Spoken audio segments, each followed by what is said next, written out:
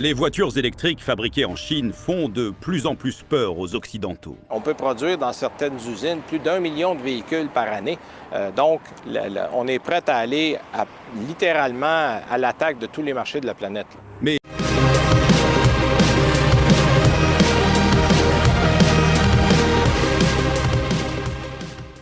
la Chine riposte. La guerre commerciale avec le Canada va devenir explosive. Dans le monde en constante évolution du commerce international, les tensions entre le Canada et la Chine atteignent de nouveaux sommets. Ce qui a commencé comme une initiative audacieuse du Canada pour protéger ses industries locales s'est transformé en une confrontation commerciale à grande échelle. En réponse aux lourdes taxes imposées par le Canada sur les véhicules électriques et les métaux chinois, la Chine a lancé une enquête en représailles sur les exportations de canola canadien, un des secteurs agricoles les plus cruciaux pour le Canada. Cette guerre commerciale pourrait avoir des répercussions considérables, bouleversant l'économie canadienne, son secteur agricole et le portefeuille des consommateurs. Dans cette vidéo, nous allons décomposer les événements clés, voir comment cela pourrait affecter les agriculteurs canadiens, et comprendre ce que cela signifie pour l'avenir des relations entre le Canada et la Chine. Plongeons dans ce drame, les chiffres et les retombées potentielles de cette confrontation à haut risque. Le coup dur de la Chine contre le Canada, ça va devenir explosif. La bataille commerciale entre le Canada et la Chine a pris un tournant dramatique et les tensions montent rapidement. Le Canada a récemment imposé d'énormes taxes sur les véhicules électriques chinois. Et devinez quoi? La Chine n'a pas perdu de temps pour riposter. Elle a lancé une enquête anti-dumping sur les importations de canola canadien. On dirait presque l'intrigue d'un film à suspense, non? Mais croyez-moi, c'est très réel, et cela cause de sérieux maux de tête aux agriculteurs et décideurs canadiens. Voici ce qui s'est passé. Le 26 août 2023, le Canada a lâché une bombe. Une taxe de 100% sur les VE chinois, et une taxe de 25% sur les importations d'acier et d'aluminium.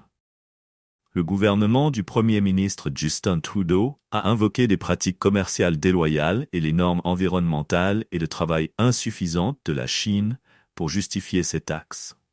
Ces nouvelles règles entreront en vigueur le 1er octobre pour les VE et le 15 octobre pour l'acier et l'aluminium. Cette guerre commerciale s'intensifie rapidement et elle est sur le point d'avoir des répercussions majeures sur les deux économies. Si vous avez aimé cette vidéo, n'oubliez pas de liker, partager et vous abonner. Votre soutien compte énormément pour nous. La Chine vient de briser la bouée de sauvetage du Canada et la situation va empirer. Cette décision ne sort pas de nulle part. Le gouvernement Trudeau avait déjà entamé des discussions avec des géants de l'industrie comme Ford et GM, qui se sentaient menacés par un afflux d'importations chinoises à bas prix. Les fabricants locaux tiraient la sonnette d'alarme, affirmant que ces produits bon marché menaçaient les emplois et les industries canadiennes. La pression s'est donc accentuée pour que le gouvernement intervienne, d'autant plus que l'opinion publique canadienne réclamait de plus en plus la protection des entreprises locales contre ce qu'elle percevait comme une concurrence déloyale. Décomposons tout cela. Le marché automobile canadien a connu une augmentation des véhicules étrangers, avec plus de 60% des voitures vendues en 2022 provenant de l'étranger, beaucoup venant de Chine. Cette tendance inquiète les fabricants locaux, préoccupés par la sécurité de l'emploi et l'avenir des voitures fabriquées au Canada. Et avec le marché des véhicules électriques, qui devrait atteindre plus de 100 milliards de dollars d'ici 2026, l'équipe de Trudeau a décidé qu'il était temps de passer à l'action. Mais la Chine n'allait pas rester les bras croisés. Elle a répliqué avec force en lançant une enquête anti-dumping sur les importations de canola canadien. Voici où cela devient sérieux. Le Canada exporte plus de la moitié de son canola vers la Chine, ce qui fait de ce pays le plus grand importateur mondial de graines oléagineuses. Pour aggraver les choses, le ministère chinois du Commerce a élargi l'enquête pour inclure certains produits chimiques. Alors, qu'est-ce qui a déclenché cela? Il y a eu une hausse spectaculaire de 170% des importations canadiennes de canola en Chine, tandis que les prix chutent, suscitant des soupçons selon lesquels le Canada pourrait vendre du canola à des prix anormalement bas, ce qui pourrait nuire à l'industrie chinoise du colza. Rien qu'en 2023, le Canada a expédié pour 3,47 milliards de dollars de canola en Chine. Il y a beaucoup d'argent en jeu. Pour vous donner une image plus claire, le Canada a produit environ 20 millions de tonnes métriques de canola en 2022. Et près de la moitié, environ 10 millions de tonnes, a été expédiée directement en Chine.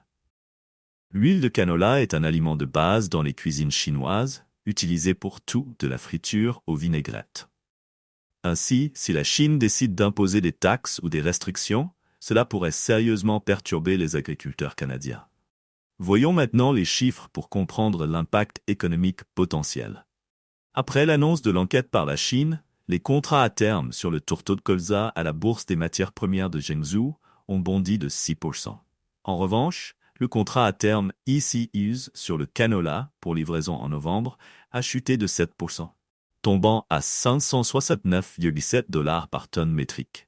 Ce genre de volatilité sur les marchés est une mauvaise nouvelle pour les exportations canadiennes. De janvier à juin 2023, la Chine représentait un impressionnant 75% des exportations de graines de canola du Canada, selon le Conseil canadien du canola. C'est une part énorme du marché.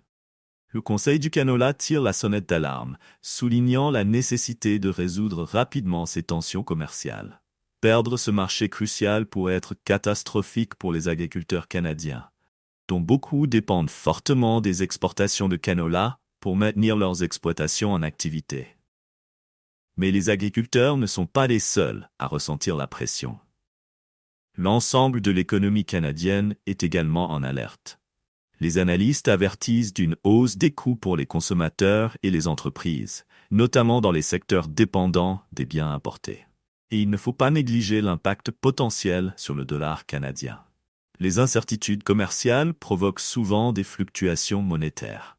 Et nous avons déjà vu le WARD s'affaiblir, passant de 1,25 CAD à 1,30 CAD par USD. Cela pourrait rendre les importations plus coûteuses, augmentant ainsi l'inflation. Si les Canadiens commencent à ressentir la pression au supermarché, le gouvernement pourrait faire face à une réaction très négative. Nous sommes à l'écoute des fabricants d'automobiles, nous sommes à l'écoute des travailleurs.